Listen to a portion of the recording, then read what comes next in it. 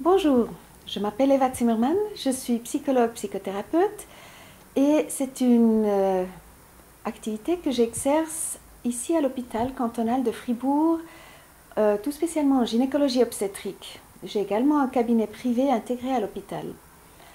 J'ai régulièrement des clients, des patients qui sont séropositifs ou qui vivent avec le VIH, SIDA.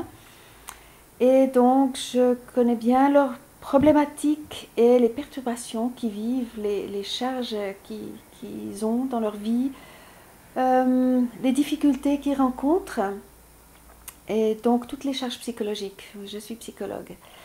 J'aimerais bien, je me réjouis de discuter avec vous de tout ce côté psychologique, toute la lourdeur de ce diagnostic qui ne doit pas le rester forcément. Il y a bien sûr aujourd'hui il y a de l'aide, il y a des pistes, il y a des méthodes qui permettent à aider à faire devenir ou à permettre à la personne de progresser dans finalement la perception de sa maladie ou de ce phénomène.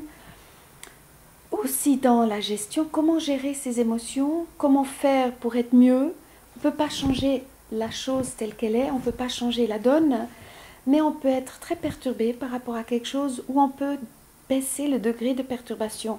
On peut dire, ça va, je vis avec. Et je vis même bien avec. Bien sûr, on souhaiterait toujours que cette maladie ne se soit pas déclarée, mais du moment qu'elle est là, on peut vivre de différentes manières avec.